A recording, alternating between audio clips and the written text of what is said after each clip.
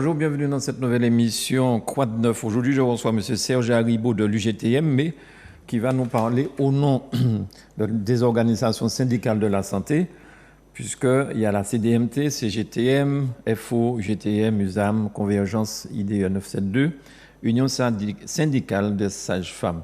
Merci M. Haribo d'avoir accepté notre invitation pour éclairer un petit peu les Martiniquais et Guadeloupéens qui nous regardent, qui nous écoutent et nous donner quelques renseignements. Oui, nous souhaitons à tout le monde, tous ceux qui sont en train de nous regarder, une bonne santé et aussi de bons moyens de prévention, de faire très attention, de respecter tout ce qui est donné comme indication de prévention. Donc c'est dans cet état d'esprit-là que je crois qu'on va essayer de faire en sorte que tout le monde comprenne bien qu'il y a des choses à faire, mais il y a des choses à savoir aussi. Très bien. Alors, le milieu syndical est en deuil, puisqu'il y a deux syndicalistes qui sont décédés ces derniers temps, M. Patrick Doré et M. Galap. Peut-être que vous avez quelques mots à dire sur ça. Oui, c'est à retenir que ces deux camarades ont lutté énormément, justement, dans le secteur de la santé. Monsieur Galap au niveau de l'hôpital du Lamentin, puis qui est devenu après l'hôpital de Montgovulsin, quand a été déplacé, la reconstruction, la mise en place, la fusion des trois hôpitaux qui fait qu'aujourd'hui au Lamentin, on n'a plus d'urgence, par exemple, qui aurait été très nécessaire aujourd'hui. Oui. Ce sont des combats importants. Et monsieur Doré, en tant qu'infirmier psychiatrique, mais aussi en tant que secrétaire général de l'UGTM, a apporté énormément dans la compréhension qu'il y avait dans la prise en charge, mais aussi dans la volonté de faire en sorte que les choses avancent en Martinique. Ce sont deux combattants qu'on a perdus dans le monde syndical et je crois qu'il y aura lieu de bien réfléchir pour tout le monde, que n'attendons pas que des combattants partent pour qu'on leur apporte le respect qu'il aurait dû. Ça me rappelle un petit peu ce qui se passe pour les musiciens. Oui, tout à fait. Oui, brusquement, voilà. Il y a un engouement pour les musiciens voilà. aussi. Sans vouloir peut-être poser la mauvaise question, mais est-ce que M. Do et M. Galap seraient décédés par le Covid ou par... Ils sont décédés... Parce que vous savez, pardon, mais c'est que les gens souvent prennent ça tout de suite comme exemple pour dire, regardez, c'est parce qu'il est vacciné ou ceci, cela. Donc c'est pour... que les gens ne prennent pas ça comme exemple, en fait. Ce sont deux camarades qui étaient déjà fragilisés par des pathologies. Et je ne vais pas détailler. Bien sûr, bien sûr. Ils ont attrapé le Covid, donc ça n'a rien amélioré à leur niveau. Et c'est simplement aussi de dire que, justement, on n'a pas cessé de répéter que nous avons beaucoup de populations avec des pathologies qui sont à risque. Et que ce soit pour les maladies cardiovasculaires, les diabétiques, les personnes qui ont du surpoids, les personnes qui ont peut-être de la tension, des problèmes d'hygiène de vie, et qu'il faut faire attention d'autant plus, redoubler de vigilance. Et ça aussi, c'est au niveau du tissu familial. Parce que souvent, les personnes, ils l'attrapent parce qu'ils ont été contaminés. Voilà. Donc c'est très important aussi à faire comprendre, et je pense qu'on va en revenir. C'est un virus qui circule, et si on l'empêche de circuler, on va gagner quelque chose. Donc c'est ce combat-là qui est le combat le plus important à comprendre. Si on arrive à freiner cette circulation, on arrive à freiner le nombre de personnes touchées. Et donc, c'est déjà le principe de base quand on a des épidémies. Est-ce qu'on sait aujourd'hui vraiment comment on attrape ce virus? Est-ce que c'est lorsqu'on touche une poignée de porte, par exemple une rampe d'escalier, ou alors simplement en circulant dans la rue, on peut aussi l'attraper parce que ça circule dans l'air? Alors, il y a deux éléments. Circuler dans l'air tout seul, non. Le virus, il ne circule pas dans l'air tout seul. Il va être dans l'air à partir du moment qu'une personne porteuse du virus va le lâcher dans l'air. Donc, va éternuer, va parler fort, va postillonner, puisque c'est des gouttelettes qui vont faire en sorte que le virus sera enrobé de gouttelettes de salive qu'on va retrouver nécessairement dans l'air. Donc c'est pour ça qu'on parle de distanciation, donc de distance entre les deux personnes. Ça, c'est la première chose. La deuxième chose, comme on est là aujourd'hui, on a une distance. Moi, je ne suis pas en train de crier, de postillonner, vous, M. Granier non plus.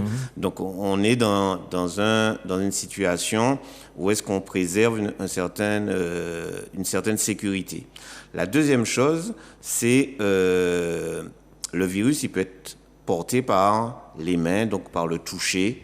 Par exemple, quelqu'un qui va porter la main à la bouche alors qu'il est contaminé, à son nez parce qu'il vient d'éternuer, ou bien c'est pour ça qu'à un moment donné, au départ, on disait de ne pas éternuer dans la main. Donc ce virus-là, on va le transmettre par le toucher. Et c'est pour ça que lorsque je disais, il y a cette information à la portée à toute personne. Lorsque vous avez un contaminé dans votre famille, il y a lieu de faire très attention sur tout ce qu'il va avoir à toucher parce qu'il sera contaminant, il va distribuer le virus. Alors c'est pour la vaisselle dans laquelle il va manger, c'est le lieu où est-ce qu'il va résider, il va dormir, c'est l'ensemble des choses qu'il va toucher. Donc ça veut dire qu'il y a là une hygiène supérieure à avoir qu'on n'a pas habituellement parce qu'on transporte des bactéries régulièrement. Mais là, celui-là, ce virus-là, il est dangereux, donc il faut qu'on fasse attention de ne pas le transmettre. Par inadvertance. Par inadvertance, tout à fait. Alors, vous aviez, les organisations syndicales ont demandé un rendez-vous, je crois, à l'ARS, au CHUM, au patron du CHUM. Et il semble... Qu'est-ce qu'il en advient? Je ne vais pas parler à votre place sur ça. Ça, pour raconter la genèse de cette histoire, pourquoi on a insisté, et on a arrivé à donner un ultimatum. On a déposé un préavis de grève depuis le 14 juillet. Oui, plus de mois, un mois et demi. Donc, de préavis illimité. C'est pour ça que les gens voient que régulièrement, les organisations syndicales qui sont là, nous sommes 7 maintenant, soudées, nous rappelons aux autorités régulièrement. C'est pour ça qu'on avait été à l'ARS une première fois, on avait fait une réunion, on avait été une deuxième fois pour déposer les blouses, on a été au centre hospitalier universitaire au niveau de la direction générale, pour les questions de passe sanitaire et de vaccination obligatoire pour les soignants. On était présent lors de la visite du ministre. Donc, on est sur le terrain dans l'objectif, justement, de faire en sorte que les soins soient distribués correctement pour l'ensemble des Martiniquais. Donc, on arrive à un niveau où est-ce que le préfet était destinataire de ce préavis et on constatait que le préfet ne nous a jamais invités à nous rencontrer pour entendre ce que nous avions à dire. Surtout dans une période comme celle-là. Comme celle-là, qui est préoccupante et qui concerne justement la santé. Oui. Et dans le cadre administratif, et nous l'avons déjà dit à l'ARS, l'administration, les autorités administratives sont dans l'illégalité totale par rapport au préavis de grève. Ils doivent nous recevoir parce qu'on dépose un préavis 5 jours avant. Nous sommes dans le public, on doit donner un préavis 5 jours avant. On doit respecter le service minimum, il est respecté parce qu'on est en période de crise en plus, donc il est au-delà du respect puisque toutes les équipes sont sur le pont. Ouais. Mais l'essentiel, c'est de se rappeler, crise ou pas crise, le droit syndical n'a pas disparu. Le droit de grève est toujours valide. Aucune loi d'urgence ne peut nous enlever ça. Donc nous avons bien donné un cadre réglementaire, un cadre administratif, et le préfet est hors cadre administratif. Il ne nous a jamais reçus et il ne nous a jamais interpellés sur cette chose-là. Donc nous avons insisté par un nouveau courrier que nous avons adressé au préfet, au directeur général de l'ARS, au directeur général du CHUM et à la CTM pour dire qu'il y a lieu qu'on se rencontre tous ensemble pour faire le point sur cette crise sanitaire et la façon dont elle est prise en compte. Pourquoi? Parce qu'il n'appartient pas au directeur du centre hospitalier universitaire de prendre en compte l'ensemble du territoire de Martinique. D'accord. Au niveau de la prise en charge sanitaire. Donc il y a bien 2 personnes qui sont ciblées et qui sont responsables de la prise en charge actuellement et depuis le début de cette crise de Covid, de toutes les dispositions qui doivent être mises en œuvre pour nous protéger notre santé. Alors, qu'est-ce que vous appelez la prise en charge primaire, pour que nos téléspectateurs comprennent bien? Dans l'organisation sanitaire, on voit bien que On a des médecins de ville, qu'on appelle médecins libéraux, on a maintenant des infirmiers libéraux, on a des sages-femmes libérales qui sont dans le tissu de tous les jours. Ça, c'est le tissu primaire, celui qu'on peut interpeller dès le départ pour une petite maladie, une grippe, un enfant qui a de la fièvre, quelqu'un qui est suivi aussi régulièrement par son médecin traitant.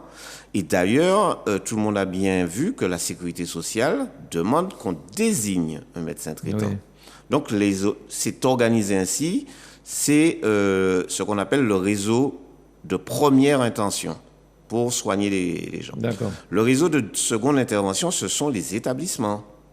Vous n'allez pas mettre quelqu'un à l'hôpital si ce n'est pas nécessaire. Donc l'hôpital devient un recours pour les urgences, pour les pathologies, les maladies un peu plus importantes, là où est-ce qu'il y a besoin d'hospitalisation, là où est-ce qu'il y a besoin de la technicité de l'imagerie médicale pour savoir est-ce que les poumons vont bien, est-ce que les artères vont bien. Donc avoir des diagnostics un peu plus poussés, c'est le second recours. Et donc quand on a compris ça, qui est responsable de tout ça ? C'est l'Agence régionale de santé, l'ARS, qui dans les textes ont été mises en place pour ça, organiser. Alors, c'est pas simplement d'organiser des grandes messes comme on fait à Madiana. Non, c'est vraiment mettre un plan de prise en charge sanitaire sur un territoire donné. Donc, les ARS en général, c'est sur une région, je crois qu'il y en a 22. En Martinique, il y a une ARS, en Guyane, il y a une ARS, à la Guadeloupe, il y a une ARS. Donc sur chaque territoire, c'est l'organisation sanitaire et la responsabilité de l'ensemble des professionnels et leur interaction.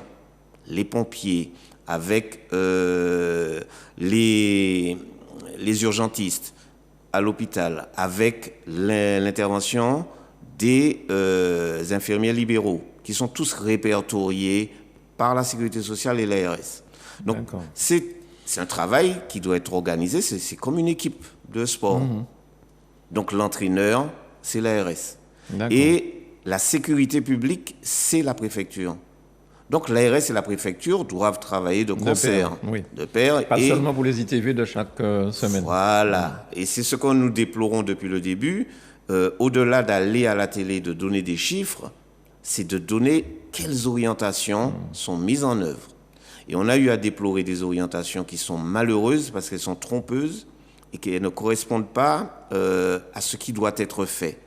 Alors je donne par exemple l'exemple des affiches 4 mètres sur 3 mètres. Vous êtes vacciné, c'est la belle vie, c'est la fête, vous allez être libre. Les gens ont l'exemple tout de suite là. Vous n'êtes pas libre parce que vous êtes vacciné, parce que vous pouvez être contaminé, contaminant. Et c'est exactement le mauvais exemple de discours qu'on doit donner à la population, qui est trompeur parce qu'on a mis les gens dans une confiance extrême qui ne doit pas être. Mais est-ce que ce n'est pas pour justement obliger les gens à aller se faire vacciner ? Alors, tout comme le président, le 12 ou le 13 juillet, après son allocution, il y a une nuée où les gens ont été se vacciner. Si vous n'êtes pas vacciné, vous n'aurez pas de passe sanitaire. Enfin bon, est-ce que ce n'est pas une façon d'obliger les gens ? C'est cette façon-là. C'est-à-dire que l'objectif de prise en charge de la santé a été supplanté par un objectif politique. Et c'est ça qui est déplorable. C'est-à-dire que il faut absolument vous vacciner parce qu'on a décidé au niveau politique que c'est la vaccination qui est... Parce que le fait que le ministre de la Santé soit un médecin ne veut pas dire qu'en tant que ministre, il donne la vérité médicale. Il donne des orientations politiques. On n'est pas dans le même champ de compétences et le même champ de travail. Donc c'est ça aussi qu'on déplore. Le tout vaccination n'est pas une réponse définitive. On a les exemples maintenant en Islande, en Allemagne, en Israël, où est-ce qu'il y a des défectuosités. Là aussi, on s'aperçoit qu'à l'usage, il y aura des rappels. Moi, j'appelle ça des rappels. Bon. Là, maintenant, c'est après 6 mois qui nous dit que pour la fin de l'année, ce ne sera pas tous les 3 mois.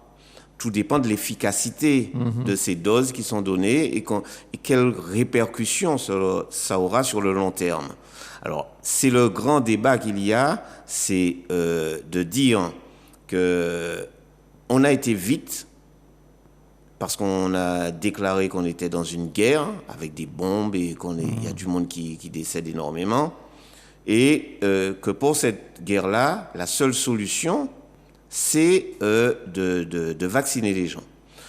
Maintenant, nous disons, si on revient à l'organisation qui est réglementaire de la prise en charge des personnes, nous disons simplement, attention, il y a lieu, premièrement, de faire jouer tous les rouages qui sont donnés dans l'organisation sanitaire, que ce soit la prévention. C'est pour ça que nous disons qu'en termes de prévention, les affiches 4/3 devraient être remplacées par des gestes barrières, par des conseils concernant la personne qui doit se protéger, donc renforcer son système immunitaire. On n'entend pas ça suffisamment.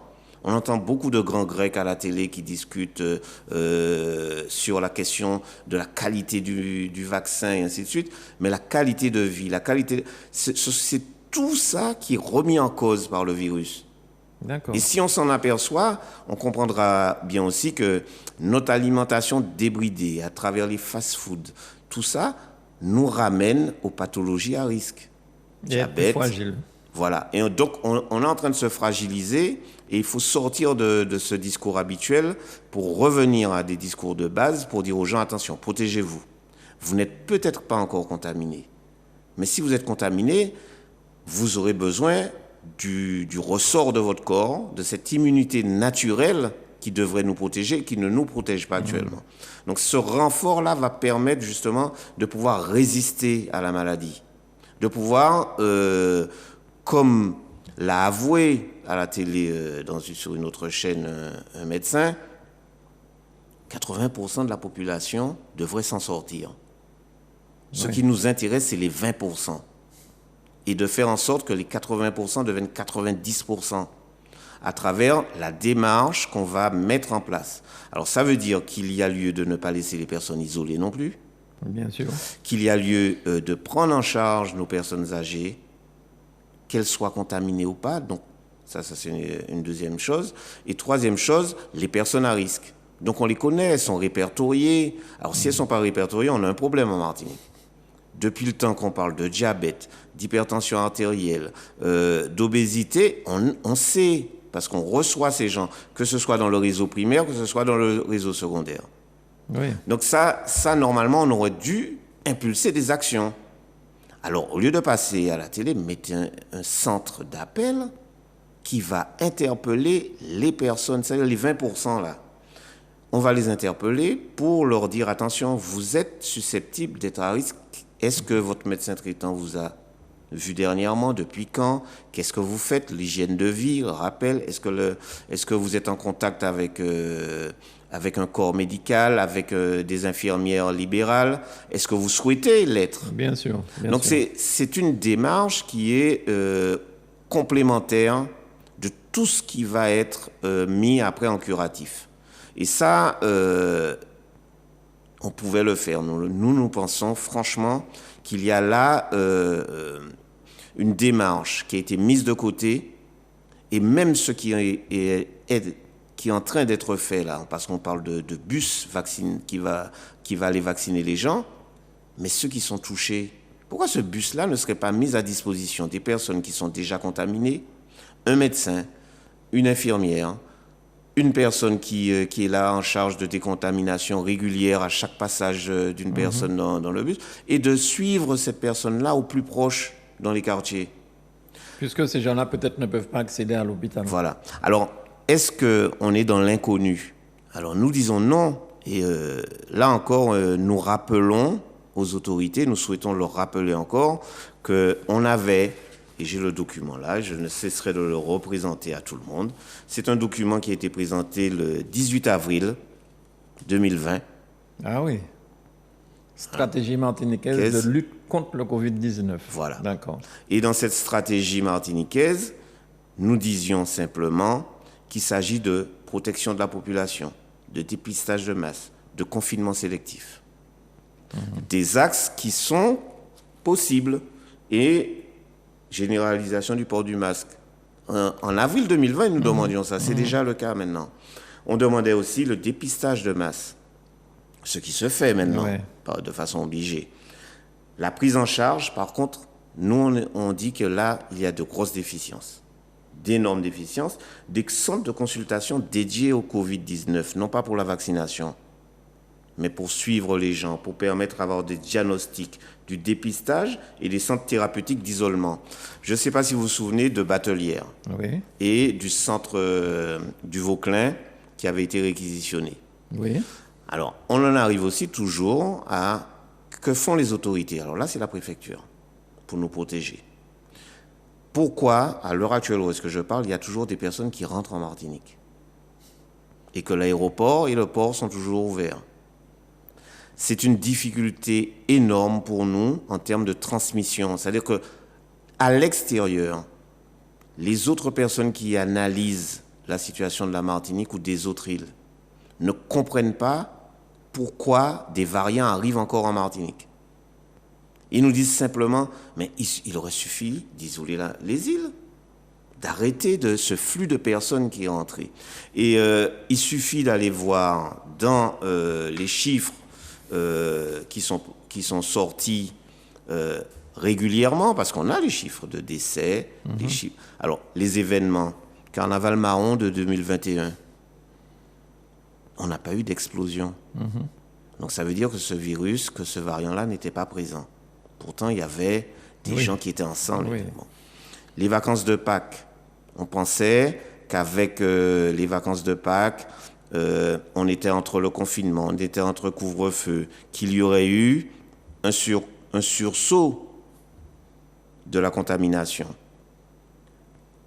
Du 29 au 25 avril, on a eu un redémarrage à la hausse, il y a eu 38 décès. Mais on s'aperçoit que du 16 juin au 11 juin, il n'y avait que 8 décès liés au Covid. Nous sommes 1 mois, 2 mois après, presque. Ouais. Qu'est-ce qui a été l'élément déclencheur? C'est l'arrivée des gens. Voilà. Et c'est incontournable, même si aujourd'hui on nous donne des chiffres et on ne les explique pas. On nous dit 5% des contaminés ne résident pas en Martinique. C'est suffisant. 5% par exemple de 4000 personnes, ça fait quoi? Ça fait 20 personnes. Oui. Non, que je dis 20, 200 personnes. Oui. 200 personnes qui vont contaminer 5 personnes. Ça vous en donne 1000. 1000 qui vont contaminer 5, ça vous donne 5000. C'est suffisant à comprendre cette histoire. Donc, ce n'est pas nécessairement dire que tous ceux qui sont rentrés par avion, qu'ils soient de chez nous, hein, Bien sûr. que ce soit nos familles qui sont venues nous voir, bien sûr. que ce soit ceux qui sont venus en vacances de l'extérieur de l'Europe, ce sont des éléments... on ne dit pas qu'ils étaient tous contaminés, mais il suffisait qu'il y en ait quelques dizaines qui soient contaminés pour disséminer le virus et le nouveau variant. Ah, monsieur Haribo, franchement, c'est très très bien d'avoir tous ces renseignements-là, mais bon, il ne reste pas beaucoup de temps. Est-ce que vous m'avez parlé tout à l'heure là, hors antenne, de 500 lits Covid à la Martinique, mais il y a déjà 400 et quelques lits qui sont déjà occupés. Ça veut dire qu'il n'y a plus tellement de place, c'est ça? Si je comprends bien. Aujourd'hui, on est en saturation. Donc, le résultat de tout ça, c'est que, premièrement, le réseau primaire, donc les médecins de famille, les médecins traitants, les infirmiers libéraux n'ont pas été mis en première ligne. Donc, on s'est retrouvé avec des gens qui sont restés chez eux avec un seul conseil téléphonique. Si vous avez de la fièvre, prenez du Doliprane. Et ça, on va pas cesser de le répéter parce que ça, il suffira de demander les enregistrements du centre 15 et on aura la réponse. Ouais. Et nous avons des collègues qui travaillent au centre 15 et nous avons des gens qui reçoivent les appels et les réponses. Donc ça, on n'a plus rien à prouver. C'est une défaillance énorme qui a conduit un maximum de personnes à rester chez elles. Et à développer la maladie. Et arriver après 4-5 jours à l'hôpital, déjà vraiment dans un état de prise en charge. Et c'est pour ça qu'on est dans cette situation-là, de prise en charge d'urgence. Et vous m'avez parlé aussi de l'ARS, vous avez parlé du CHUM, vous avez parlé du préfet. Et la CTM dans tout ça? Alors, la CTM dans tout ça, pourquoi nous voulons que la CTM soit présente? Et nous sommes aperçus que dans cette demande avec ultimatum, que nous demandions la présence de la CTM, donc hier, on a été surpris de constater que la CTM n'avait pas été invitée par la préfecture. Et nous avons dû rester pendant 4h30 à insister pour enfin avoir l'assurance que la CTM serait présente à la réunion qui est prévue lundi à 10h30 à la préfecture. Pourquoi ? La CTM, c'est la première instance politique, la première collectivité de Martinique. C'est la collectivité qui met de l'argent dans le monde de la santé, qui permet d'avoir du matériel, qui permettra de la reconstruction de certains établissements et qui a déjà permis dans le passé de faire en sorte qu'on ait un bol d'air et d'oxygène pour l'hôpital. Donc pour revenir à ces histoires de 400 lits, c'est ça qui fait l'urgence de cette rencontre. D'accord. Aujourd'hui, l'hôpital est saturé. L'hôpital ne peut plus continuer. Si on reste encore une semaine comme ça, là, on est déjà en train de trier des gens qui viennent aux urgences. Quand je dis le tri, c'est de savoir est-ce qu'il y aura une place en réanimation. Pour certaines personnes, il y en a qui n'auront pas accès à la réanimation. Donc ça veut dire qu'on, entre guillemets, on trie, on choisit. On choisit. Qui peut mourir, qui peut espérer. À la limite, la qualité de soins ne sera pas donnée à chacun de la même façon. Donc, à partir de quel âge on risque d'être pas sur le bon triage? Au-delà de 50 ans. Dès 50 ans. Oui, parce que là, il y a ce tri. Et puis, les personnes à risque, les pathologies, qui est un critère aussi. Donc, c'est déplorable et c'est à bien comprendre ce qui se passe. Est-ce que le système, pour la vaccination pour tous, pour les soignants, ça a bougé? C'est une obligation, c'est bon ou bien... Alors, nous avons mis de la même façon un ultimatum à l'ensemble des directions. Les textes et la loi et le ministère et le gouvernement vous imposent de mettre en œuvre un texte. Nous disons qu'il va à l'encontre du droit des personnels à choisir et nous avons bien signifié à l'ensemble des établissements chiche, montrez-nous que vous allez arriver à fonctionner sans nous. À l'heure actuelle, là, vous faites venir presque 300-400 personnes de l'extérieur. Ce qui prouve qu'on a besoin encore de soignants à former et à faire intégrer de plus en plus et à augmenter le nombre de soignants et de personnel au sein de nos établissements. Donc vous n'allez pas poser les blouses, là? Le personnel soignant ne va pas poser les blouses? On ne déposera pas les blouses, mais si on nous oblige on vient avec des textes devant nous, on dira on dépose. On arrête de travailler. Et tous les secteurs confondus, administratifs, techniques, biomédical, soignants, on est tous sur la même longueur d'onde. D'accord. Et dernière chose, bon, très bien. Il y avait le pass sanitaire aussi, mais bon, vous n'êtes pas concerné par ça, le pass sanitaire? On est concerné par le pass sanitaire parce que le pass sanitaire est aussi applicable aux visiteurs, aux personnes qui viennent pour des actes qui ne sont pas des actes d'urgence et d'importance. Donc nous aussi, ça nous pose problème. Pourquoi ? Parce que à partir du moment que nous respectons à l'intérieur, parce qu'il n'y a pas eu de gros clusters au sein des établissements. Hein. Et ça, c'est remarquable, parce qu'on l'aurait déjà su, ça aurait fait le buzz. Donc on connaît les règles d'hygiène et on les pratique. Et des fois, vous avez bien vu qu'on est obligé de gréver pour avoir le matériel pour suivre les règles d'hygiène. Donc, ce n'est pas nous qui sommes en cause. Les autorités devraient se remettre en cause. Alors, c'est vrai que nous sommes dans une période particulière. Encore 2 minutes, Manuela. Quelques mots sur l'hôpital de Trinité. Vous vous êtes battu, le dites-vous, c'est l'ensemble, hein, pour obtenir des résultats. Apparemment, ça avait bougé, mais avec cette période-là, pour l'instant, tout est en stand-by. Tout n'est pas en stand-by, mais ce qu'on peut dire, on a des choses qui vont être au ralenti, ou alors des choses qui ont été actées, qui vont être remodelées. Je donne par exemple le scanner, qui est déjà arrivé pour Trinité sur place, c'est l'un des résultats du mouvement de grève, et qu'on est obligé, pour le bien-être des patients, de laisser installer à Montgovulsin. Je ne sais pas si vous vous rendez compte. Pourquoi ? Mais le scanner de Montgovulsin, ça fait plus de 2 mois qu'il est en panne. D'accord. Et nécessairement, si on tient compte de notre population, nous avons concédé qu'il soit installé, malgré qu'on sait que c'est de la faute de l'administration qui aurait déjà dû commander en même temps que celui de Trinité un scanner pour le Lamentin, qui a déjà 12 ans d'âge, qui est au bout de souffle, donc qui est complètement HS, et qu'on doit remplacer. Mais la garantie que nous avons, c'est qu'il y en a un autre qui est commandé pour Trinité cette fois et qui sera installé au mois de novembre. La grève du 1er septembre, grève générale de la Guadeloupe, est-ce que ça va se faire aussi en Martinique? C'est en discussion, c'est en prémisse, il faut qu'une grève ne se déclare pas comme ça. Il faut que les organisations syndicales et centrales syndicales déposent un préavis, qu'il y ait un accord sur un ensemble de revendications communes. Et ça, c'est sans discussion. Ce ne sera peut-être pas le premier, mais ça sera. Merci beaucoup, M. Haribo, d'être venu donner toutes ces explications-là qui concernent les Martiniquais, mais bien sûr les Guadeloupéens, ceux qui sont aussi en Guyane et peut-être au-delà, puisque cette émission aussi sera diffusée sur Facebook. Merci beaucoup et puis bon courage pour le combat que vous menez pour les Martiniquais. Et surtout du courage à tout le monde. Merci, M. Haribo. Merci, Manuela.